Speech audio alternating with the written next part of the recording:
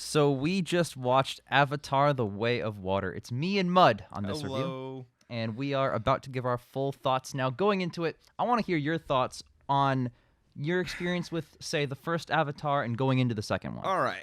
I have a very long and complicated history. Sure. With the first Avatar. Well, it's been movie. 13 years. So. Oh yeah, it has been. That is crazy. When the last movie came out, I was 11 years old. This has been half of my lifetime. I saw the first film in theaters in 2009, and it blew me away. Mm-hmm. You know, I was 11 years old.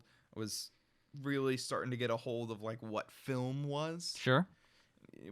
Very, very formative experience for Okay. me with my appreciation for film. For a while, when I had like bad taste, okay, not bad taste, just unrefined taste, it was like my second favorite film just after Inception. Oh, wow. Okay. Yeah, this is when I was like a teenager though. Sure. You know, as I got older, it has fallen far and away from the top 10 of all time. You know, Mm-hmm. but I still really liked it. I have the extended, like the super duper extended version on DVD that takes 2 DVDs from like 2011, I want to say. Mm-hmm. I have that. Okay. With like also the documentary, the director's cut. I have the whole like $50 box set. Sure. I haven't watched it in a couple years, but you know, Okay. I have a good appreciation for the film. Okay. I've never really understood like the hatred for it or the intense dislike. There's nothing wrong with it. I think it's more along the lines of people feel like, oh, of all the movies to be the highest of all time, it's this one, you know? I don't necessarily disagree. It's a weird one. Mm-hmm. It should be up there, Sure, but I get where they're coming from. I think it's more, people have to understand that just because it makes money doesn't mean that that's what people think is the best one. Like, that's not how reality It's works. true. Morbius bombed. Morbius bombed, and it's the masterpiece of our time. But no, like, the Transformers series is like a couple $1 billion films in it. And people get mad about that too. But Yeah. I think it reflects more on the idea that bad movies that make money send the wrong message to studios. Sure, yes. But the thing is, Avatar's not. It's not Transformers 4 No. levels of bad. Avatar 1 is actually pretty good. It's pretty decent. Yeah, it's great. It's pretty good. I'm happy it turned a profit. Mhm. Definitely turned a profit. Yep. I really wanted to see more of this world. We're getting more of this world. So that's my history with it. I really like it. I still like it the same amount that I did as a kid, Sure. as a teenager. Mm-hmm. It's just I have seen more films now Yep. that I like more Yeah. than that film. A lot The, more than that film. First Avatar for me is it's one of my mom's favorite movies, like all time, one of her favorites, and I've seen it maybe 3 times ever. I've which seen it more than 3. you might think, oh, I've seen it 3 times. This is over 13 years. This is like, oh, it happens to be no. on, I'll watch it. I've you know? probably seen it less than 10, but more than you. Sure, and that's not crazy because again, it's been so many That's years. not even once a year. Right, exactly. So I I've seen watch it Inception once a in year. theaters, and then Mom has that pack you're talking about, that Yeah. ultra super Blu-ray extended, yeah. all the special features, documentary on making of. She watches that quite often enough. She likes to watch the behind the scenes. I think I watched it once when I was 14. Yeah, she's a big fan of the first one, and she's obviously excited for this new one. So I bought 9 tickets. I was gonna say I don't know why you're saying that like she didn't go and see this with us. Right, exactly. So we all experienced it. But yeah, so going into the second one, my expectations were pretty high because my main issue with the first one is that the story is like the Kind of most generic. the most cookie cutter, boring. Of course, it's going to do this, and that kind of thing. But so I was like, okay, well, I love the world and I love the world building, so I want to see more of that and see that explored in the sequel, and hopefully they can do that and write a better story. I think they did. I largely agree with you, but I got one complaint. Okay. So just fuck the forest people, I guess. The forest people? The original clan that they were from.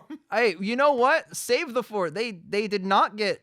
Okay, so this is a double-edged sword, because when Jake Sully and his family are like, we got to get the hell out of here, because they're targeting me specifically. We're going to get into spoilers. There's just no way not to do this. This is a spoiler It's review. a They spoiler know review. So Jake Sully is like, okay, they're targeting me specifically. They know this for a fact because that's what the Colonel's like been all about. So they're like, okay, it is smartest to leave this clan because we will endanger them if we stay, right? And they're like, okay, what a great idea. Let's go to an entirely new clan that once they find us there, they'll wipe out as well. Like, I don't understand that logic. Better yet, the Colonel specifically is hunting you. Mm-hmm. They're still deforesting that section of planet. They are. And not only do Jake and his family leave, Jake seems to give up fighting. And it's like, bro, you are the best and most qualified to lead them because you were a soldier in the human army. Mm-hmm. You know Sky People tactics. He knows all of Sky People tactics. He knows all of Avatar People tactics. And I'm sorry, but who tamed the biggest, baddest dragon-looking thing of all? It was literally Jake Sully. He's white savior. White savior man who like. And I think they were kind of trying to do that to make him less white savior, but like that's not the point. Look, I could sit here and talk about the whole indigenous angle to it all day long, but that's not what I want. We're not talking about the first one. We're talking about the second one. Right. And I was like, once they got to the village, I was like, okay, we'll see how we'll see what his next move is like. Yep. And then we have like 40 minutes of his kids just learning how to integrate into the society. I was like, oh, we're just here now. Yeah, we're just doing this. And it's weird because like he showed up at the village of people and Jake Sully said something like, oh, we're in danger. We seek whatever hospitality is you have. And I was just like, okay, you could have phrased that more honestly and been like, we are literally a target. They are coming after us, and if you choose to harbor us, you are putting yourself in danger. Also, they're coming after Jake specifically. Yep. Right? Okay. Why not leave your kids there? Yeah. And then go back to, fight the Sky People. Right. Like, I'm sorry to keep harping on this, but it really bothers me that he just gives up. He does just give up. Like, there's an active war going on in the opening. And it's really good, and it's really engaging, and they drop you right into the plot. Like, within 3 minutes, humans are back on Pandora, and there's open warfare. Right, that's a big deal. Very interesting, very entertaining. I was surprised that they jumped 1 year later so soon. Yeah, I would like to see more of that. Oh, I guess they didn't fend them off. And then, like, once they leave, we just never check back in on the Forest Clans. So, I guess the reason that I'm getting all kind of, like, passionate and worked up about it is because I actually really do like this film. It's just there's this one aspect to it where I'm like, what the fuck? And it's such an important aspect too. It's a central and we essentially leave behind every other established character aside from Jake and Neytiri. That's like Norm stays, the other one stays, all the people we know they just stay there. And they show up for like a scene or two. They show up for a scene. Yeah. And I was being generous. I will give it this. They managed to tie that in a way that I thought, okay, that naturally works for the story. Sure. But it still bothers me that they just abandoned the Forest Clans after we spent all of the first movie with it. So a lot of the other issues I have with the movie are also issues I had with Avatar 1, so I don't really want to like kind of repeat myself, but What do you mean repeat? We've never talked about Avatar 1, but I don't know what you're talking about repeating. I don't want to sound like a, somebody who's just repeating criticism from 2009. No, if they haven't improved, it's still valid criticism. Let me hear 'em. All right. Well, freaking okay, so I watched Avatar 1 literally last night to prepare for Avatar 2. I have it fresh in my mind, and that is a good and a bad thing. The good, they nail continuity. They nail certain extensions of scenes. Like when they go back to that original shack where he died and almost that. Yeah, that whole shebang, the arrows are in the exact same angle, position. His body fell in the same orientation as when he died. Like it's dead on. And they replay that scene of the climax of Avatar 1 from a different angle. And I was listening and watching. I was like, that's the audio. This is the perfect timing. This is what happened at that moment. It's like you could probably line it up in an editing room and be like, this is exactly flawless. Cameron did that. Cameron did that. Like there are so many movies that call back to previous scenes in sequels and they do not line anything up, and it's like, bro, that's not what happened. Oh my god. Cameron is neurotic when it comes to editing. The amount of dedication and hard work that needs is insane. It's like 13 years worth of work. Literally 13 years worth. Okay, this is something else this is like one of my big points. I'm not really there with my big point yet, but like I want to mention this. This 13 years in development, This is what happens when you give visual effects artists enough time to make their shots perfect. Jesus Christ. This is what happens when you have a strict deadline. Oh, you got to make this. You got to cover up Henry Cavill's mustache in a month. See this is bullshit. The water. I could see the water. Oh my God. Leaving Natiri's skin when she surfaced, and I could see the drier spots on her skin in relation to the water dripping off her chin. I have never seen water. Christ. I've never seen water look this good in any film. Ever. It looked real. It looked And there were other shots where I was like just marveling at it. Like Spider sitting on one of those flying banshee things with all of the Avatar killer team. And it's like, how do you even start to film this? Is he just on a CGI like green screen rig? Like, I couldn't even imagine. And the lighting, holy fuck, as the camera spins and you can see the light going and glaring off of his mask. Yep. Good Lord, this film is I know. Beautiful. And the tiny details, like all the shit that goes unstated, like how Cutie, their adopted daughter, has straight hair. Yep. But all their kids have braided hair. Yes. I loved that. The little details. I love it. Oh my God. I loved it so much.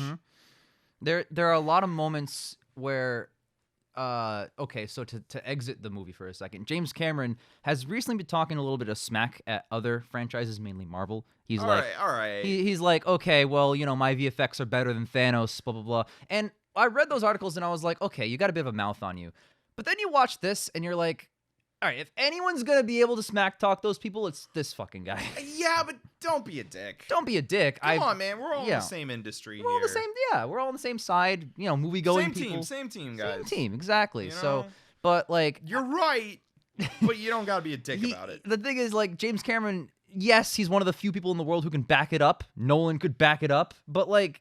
Still don't. It's just not nice. So again, same team. Same team, exactly. But anyway, no, I think Avatar: The Way of Water, and this might be recency bias, ask me in like a month, but simply because it is what it is, I think it is the best visual effects film ever. Like, so far up to 2022 in the history of film. I can't think of a better one. I can't...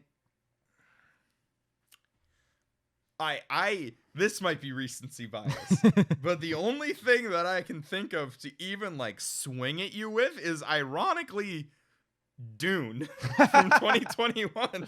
So Fair. It's either the water planet or the desert planet. Fair. There's nothing else that pops to mind. I'll Dude, say this. We were watching. No, I gotta say this. Okay, real fast. go ahead. We were watching a trailer for Quantum Mania before this film started, Yep. and there's like a shot where it's like Scott and his daughter, and I was like, oh my God, I know that's a green screen because they're not properly lit. Right. No, yeah. And then I watched this, and it's like, what the hell? I know. Lighting is everything.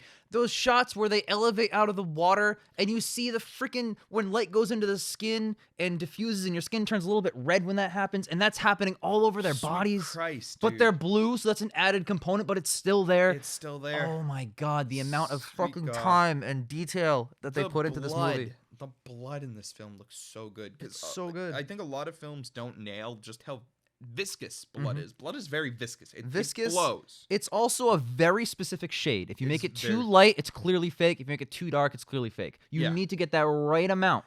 And they did it perfectly. There's a scene where one of the characters clutches his chest and it just pours through his fingers. I'm like, that is exactly...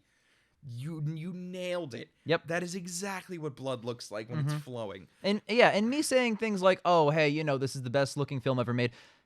I'm well aware of the fact that like that's happened every like few years ever, and a few years from now it'll be top. It's still now. It's now is now. I haven't seen anything past now. This is the best one. In the future. This is the best one. But enough about the visual effects. I think we got to get back into the story because I think that is where our main criticisms lie. Okay, sure, yeah. I don't like how this film is sequel baiting. Especially because not only does it sequel bait at the end, it sequel baits throughout with Kitty's character. Yep. Because they like dangle in front of you. Oh, she's weird. Why does she have Grace's voice? Who's her father? Like, come back for Avatar 3 to 5. Fuck you. Yeah, okay, that's fair. The thing I will say is that didn't bother me so much because I felt like that had a purpose in the story. It did because her having a seizure led to Norm coming, which led to the corporal finding them. Right. It pays off in and of itself, but I agree with completely what you're saying where it's like, oh yeah, just come back for Avatar 3. The bigger issue than that is the Colonel still being alive. I wanna pitch this to you. So yeah. It's a little bullshit that the Colonel's still alive. Apparently he backed up his memory before that's not the even first fight. I Well, I'm explaining. Sure. Or is it the end? It's where the end. So He just fucks off, and that's it. No. I have a better idea. Hear me out. I wish he had died at the end of the film, and then we start the third one with a new avatar for the Colonel, and they just keep infinitely respawning. What if they respawn him again, and you have a live Colonel and new Colonel, and they face each other, and a live Colonel goes through the process of being integrated with the species, and then you got Colonel versus Colonel with different ideologies. I actually really like that idea. That's what I'm saying. I hope they keep just bringing him back. But no, he does just kind of fuck off. I do agree. It's a weird heel turn. Especially, I think it's a weird heel turn when that whole knife off. Yep. I think it's not super well done. We get like one note that Neytiri doesn't like Spider because he's a human, and it's like, oh, that. All right. And then the Colonel has Kiri hostage, and for context, Spider is apparently the Colonel's son. Yeah. Which I don't agree with. No one let that man put his penis in them. That too. And also on Pandora. Avatar 1, like, he must have had that baby right at that moment. Like, right before he died. Like, because that kid's, like, roughly 13. It's been 13 years. Like, that thing was an infant, basically. Yeah, they were like, we don't put babies in cryo. Yeah, so did he bring his baby, or did he have No, that baby? he had the baby on Pandora. Who the fuck do you have a baby That's with? what I'm saying. Nobody in their right mind would let that man put his penis inside them. It reminds me of episode 9, where it's like, oh, fucking Palpatine fucks? I do not agree that man had a kid. I liked the idea of people having kids on Pandora. I don't know why there's only one. There probably logically should be more than one, but whatever. That's not the real problem. The problem is that it's the Colonel's kid. I refuse to believe. I completely buy that Neytiri would threaten the Colonel's kid because she literally just watched her kid die. You're right. She's not in a good emotional state. But then he relents and he's like, don't do it. It's like, fuck you. Because like they make him super close with this kid way too fast. I mean, I don't know. I bought that more than I thought I would because the Colonel at the start believes that he doesn't care about the kid, basically. But there's still like those inklings, like where he's in the torture machine and the Colonel is the one who hit stop, even though she literally just said, we're not going to stop until we get something. And you see his like nose bleeding. Colonel steps in. True. I feel like those seeds were there. And the kid going back for him, you can see the confliction. That worked for me. What didn't work was that he just flew away. Yeah, you'd think he'd be like, nope, and like kidnap Spider, but I guess not. Yeah. But I really wish he had died, so Avatar 3 would just start with, welcome back again, Colonel. They spawn like 20 of them. It's Smith. It's Smith! So their eldest son dies. Mm-hmm. And it's tragic. It's sad. But I would feel it more if we knew anything about him. He's the one we knew the least about of the kids. Yes, that's exactly my point. What's even worse is during the intro, Jake starts talking about like what's happened in the 13 years between films, right? Yep. And he's like, we had my first son, and then we adopted a kid, and then we had 2 more. Yeah. And it's like, no. That second son that you just want to add 2 more to is the more important son. Mm-hmm. And then like, I didn't even really grasp which kid was which until like at least an hour in. Like I didn't realize the boy who almost drowned and the boy who wants to bang the chief's daughter were the same kid. I thought it was like, okay, so one of them's horny, one of them wants to not die. And I was like, oh no, it's the same kid. So what's the older kid doing? And it's like perfect son, and it's like how? So I had the same experience where like an hour in I started to realize who they were, but I was thinking to myself, like, this isn't because it's written in a way where I'm invested in all of them. I've just spent so much time with them. Yeah, it's exposure bias. It's exposure bias. It's like, now I do know who they are. Now I do kind of care when they die. Because they're more the main character in this film than Jake. Although I will say, the extended runtime did not really bother me. I think you probably could have cut it down a little. I think you could have cut it down a little, not a lot. Not a lot. I kind of like what we got. However, I will also say I would have been more okay with this long runtime if maybe we checked back in on the forest people. Yep. And how they're doing. You can answer this for me. I thought Norm's avatar died at the end of Avatar. Norm, which one's he? He's the other scientist. Yes, his avatar died, but they make avatars, so. So why doesn't Spider have an avatar? I feel like they Of all the people, Spider should have an avatar. They could definitely make avatars, yeah, on that little planet there with their resources. They have a ship that's one of those propeller ships. Yeah. They probably have resources. Also, just to get into Spider's outfit, kid, just wear pants, man. Nah, he's gonna be one of the Na'vi. I get that, but like, at least some board shorts. Nah, I like it. It bothered me. I was like, dude, come on. Well, it didn't bother him. I know, cool. that's what's worse. He's It's cool. like, just wear some pants, bro. Nah, he's great. And I did like Spider overall. I thought he was Yeah. a very interesting idea for a character. Yep. He's kind of taking Jake from movie 1 to the next level, where it's Yeah. like not only a human who has adopted their culture, a human who was raised in Yep. that culture. And that is an excellent contrast with the Colonel, who's the opposite in both senses. yes, So that that- is In a great. literal and figurative way, even though they're father and son. That's so cool. Yeah, So- and I like that at the end he's also accepted into the Sully clan. Yep. And Mhm. it's really good. And it also, I will give the film this, it does help to contrast Jake, and I think he's actually a corporal, but I'm gonna keep calling him the colonel. By the fact that they're both fathers. Like that's a big part of this film. I think Neytiri takes a bit of a backseat in this film. Up until the end of the movie, like until the third act, Neytiri has spent a movie and a half of bullshit with her whole clan getting deforested, murdered, fucking everything. And literally at this point, now her son's dead, and Jake Sully is like, I hear you, I do, but be strong now. You're damn right, she's gonna channel all I that. thought she was gonna slap him in the face. I don't remember what he said, but I was like, they really could have written that better, because he does not sound supportive or caring in this moment. Their son just died in front of them. I buy it because it's an emergency. They Get need it, to fight I the get Colonel. it, but like, Their kids are in danger. That's a whole thing. she also absolutely just fucking slaughters so many people. Yeah. Dude, the Avatar on Avatar violence in this movie, the Na'vi and the Avatars Or fighting. do you want to mention the entire third act? The entire third act. This film way more violent than the first. I one. love that. I love the it so craziness. much. I think it's actually funnily enough, I think it's kind of a reflection of like how this level of ultra violence has become more okay. I'm in it. I'm Like, so you're with it. more, like this film was rated PG-13, isn't it? It was. Yeah. And you saw guys get his arm You torn gotta off do with get- blood. It's like barely any blood when it went flying. There wasn't like a spray or anything. It was But, a like, bit. It was a bit, but it more than you'd wasn't, like- expect for PG-13. But that's what I'm saying is like I think in the last like decade or so we've really pushed the boundaries of what PG-13 means. And also, since we're talking about PG-13, the F-bomb use, I think it was perfect. Perfect. That's the way you would. The one time no, I thought it was perfect because it fully encapsulated Spider's mindset when he's like, do I save my dad? Do I leave? And he starts to swim away and then he shouts, fuck! And he turns around and he saves him. And it's like you feel exactly who he is in that moment. You got to remember, even though they've spent the whole movie with this like love-hate, mostly hate relationship, he literally just let Jake Sully's daughter go in order to save his life.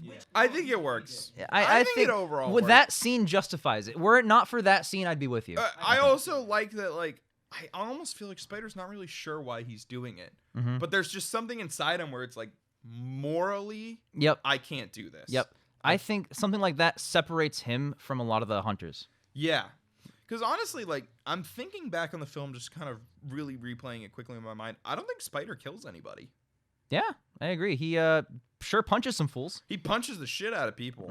I really enjoyed almost everything this movie had to offer. Aside from some of the little character things and story things, I think this is a winner. I said huge. this to you in the parking lot after the film. This film is more than the sum of its parts. Yes. There are a lot of things in this film that I shouldn't say a lot. There are a few things in this film where I'm like, I don't know about that one. But overall, it's a positive experience. So yeah. So you mentioned that because I said, I don't want to, because every other one criticisms is just the first Avatar's criticisms, and you said, but we've never talked about them. So I guess I'll mention them now. My main issue with the first Avatar, besides the story being generic, is if you look at, say, a human, a tree, and a jellyfish. Those are all pieces of life from Earth. Whatever an alien civilization looks like should be more different from us than we do to a tree or a jellyfish. And it is literally just people, but blue. and everything there is just horses but with an extra leg.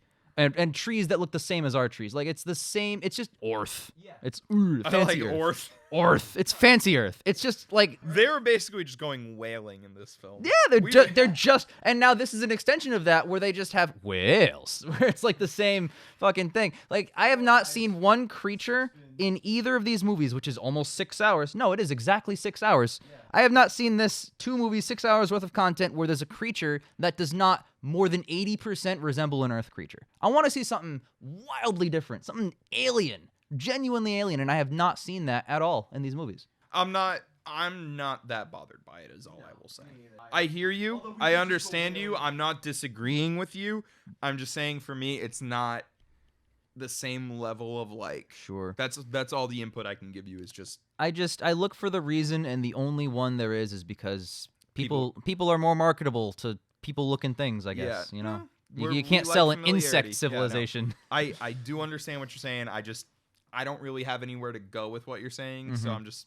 Yeah. All right. I concur. But yeah, so that was enhancedified here because there's like Whales. there's whales, there's There's everything. just whales. There's just whales, And there's sea otters. croco birds, you know. I did like the croco. Don't get me wrong, I loved seeing those whales and croco birds. Those were sick. And They were especially in the pretty nice. third act when they're all doing their thing, man. Oh, and man. dude, in the opening, remember when the older son's fishing, and he fucking shoots the thing, he pulls it out. I'm like, that's just a fish. It's just a bass. fish. It was a bass with an extra set of gills. I'm Yep. telling, That's all like it that. was. I don't even think they altered. I'm like, that's just a fish. Mm-hmm. It did have the extra gills. I was thinking that when he pulled it out, I was like, that's just Mm-hmm. carp, man. It's just a fish. These That's are just two a movies that are top tier visual effects, Yes. top tier storytelling with specifically the visuals, and mostly unimaginative designs. I don't know if I'd agree with that. Okay, I well, think hold that's on. I think that's harsh. But you're looking for a world that a much more separate area, whereas this one, I mean, I get it. Like, okay, they're aliens or whatever, but they're not really. They're just kind of like genetically altered versions of creatures we have on Earth. Yes. Like, they are literally just extra fins, extra eyes. Yep. And their tails go up and down and side to side. Sometimes not even. Yeah. Right. Sometimes not even. Mhm. And I get that, but it also adds a layer of familiarity. Yes. To the area. You Yeah, know what no, I mean? 'Cause- I well, agree. I told you yesterday when we were watching the first one, I was like, bro, they literally just added CGI to Hawaii. Like, yeah. they didn't leave the Earth. It's just Hawaii, but with extra stuff. Yep. Like bigger leaves Mhm. and whatever. Like, it's the same thing. Yep. They differentiated just enough to make it like, okay, it's clearly not a whale from Earth. But I get you on the same sense of like, it's not a wow factor either. Mm-hmm. Like, everything was extremely similar. Although I did kind of like how he had to go inside of the whale's mouth to bond with it. That was cool. Every other creature is an external bond. That one's like an internal. I was really hoping during the final fight he'd get inside that thing and ride into battle like it was a fucking like Abrams tank. Bro, Yes. me too. Honestly, me too. I was like, okay, let's suit up. Fucking, he gets eaten by it, puts on the thing, and rides in it. You get like the Iron Man like heads Yeah. up this way, just and then he just fucking. Dude, he did. I could be able to see through its eyes. It Well, would- He did the thing where it like tipped its nose, and the missile just bounced right off. That was fucking That sick. was awesome.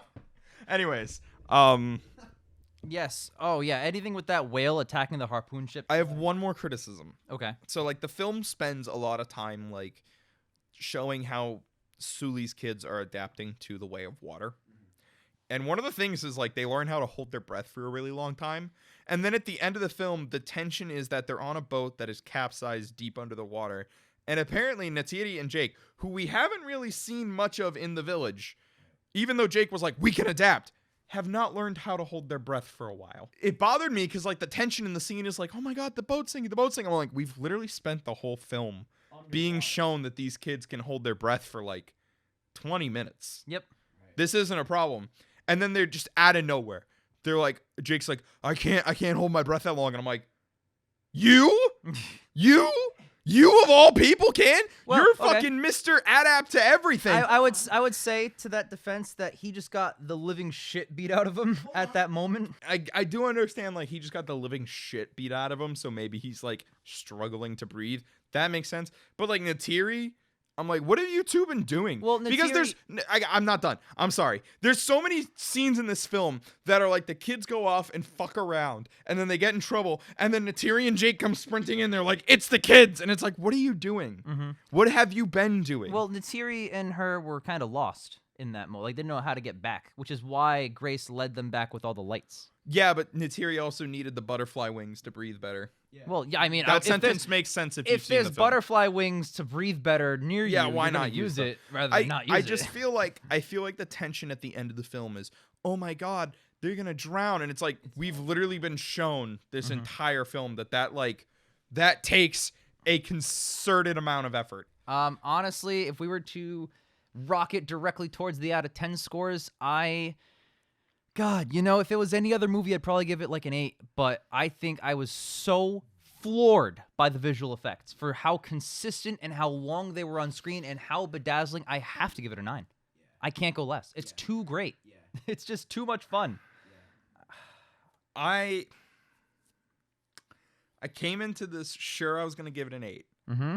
Because I really do have some gripes. It is gorgeous. Yeah. It is breathtakingly gorgeous, and the level of detail. I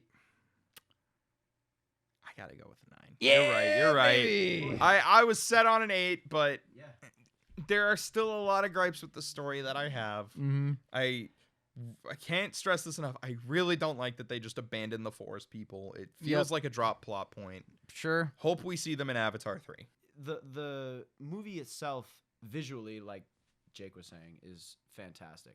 Like, I was saying a couple of nods. I was like, oh, this is absolutely flawless. Like, there is no design or budget cuts anywhere where it came to the visuals, which we're not used to seeing. Pretty much anything from the MCU, anything from DC, like, they have good budget points and then bad budget points. This was a very well spread out, everything looked perfect beginning to end. But the story, I felt like, was a little bit lacking, kind of. It banked definitely heavily on the visuals. But I still gotta give it a 9. It was a really good video. Really good movie. I will add, budget-wise, I was looking, it's apparently $400 million. I'm sure. That is unreal. That is the most expensive film ever made. I would be floored if it weren't a sequel to a $3 billion film almost. You're right. It's just like, it's already at 15 million, and we are recording this at 8:45, which means most of the actual premiere showings have just started. Yep, just started. And it's already begun. It's already past $15 million. Yeah, this thing is gonna soar through the air, just like one of those croco dinosaurs. Yeah. I can't believe people were predicting this film was gonna bomb. I don't. I'll say this. So I worked at Walt Disney World for a while. And what a lot of people don't know, because it's all about like the Star Wars land and the Toy Story land and all that crap, right? There's an Avatar land at Animal Kingdom that is stupid popular. Mm-hmm. People like this film. Yeah. The thing is, here's my theory. The people who like this film and the people who go to see this film are not the people who discuss films online. No, probably not. They are two different circles. Yep, and my mom is a great example. Yeah, your mom, my dad. Your dad. My dad out of nowhere was just like, oh, I everyone's fucking love parents that out first there. Avatar Your parents movie. love Avatar, Yeah, even if you don't know. That's the thing.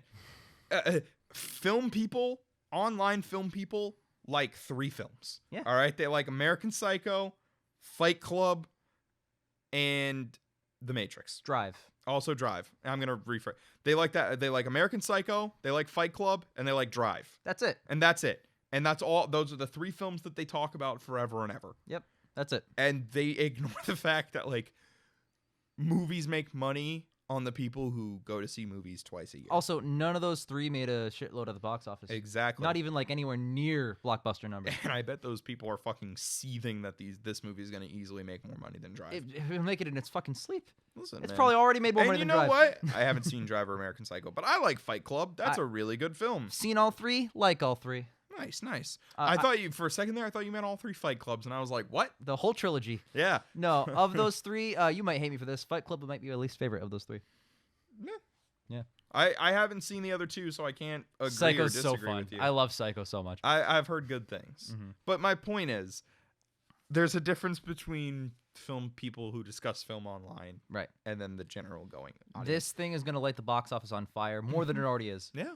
So These are the same people who make the MCU movies profitable. yes, You know? Exactly. These are the same people you're mad at for not going to see all the DC crap. yeah. Like, Maybe if the DC crap was good, oh well. no, exactly. Like, they are the people who decide what lives and dies. Granted, they're also the people who go and support Transformers 4, but we're not talking about We're not that. talking about that. The simple fact at the end of the day is they have no malicious intent. They don't. And I think a lot of film people online forget that. Mm-hmm. You gotta not mistake what is it, malice for just ignorance. Yep. They don't care. Mm-hmm. And that's fine. People buying a ticket to a movie are doing it for one reason. They want to see that They movie. want to see the movie. That's it. That's it. That's the only reason they I'm would buy a sorry ticket. that The Lighthouse didn't make fucking Avatar money. Mm-hmm. Dare. Is The Lighthouse a better film than Avatar? Yes. Yes. But like, that's a film for people like us, Yeah. the online film people. Tis the trouble with ye, Winslow. With ye. So You're fond of me, lobster. You're fond of me, I've lobster. And weird pointless rant. exactly. So with that, that'll wrap things up. Go Thank you see guys for- Avatar. You're gonna see it anyways. Please, yeah. Watch The Lighthouse. We don't need to tell you to watch Avatar because you already are based on those numbers.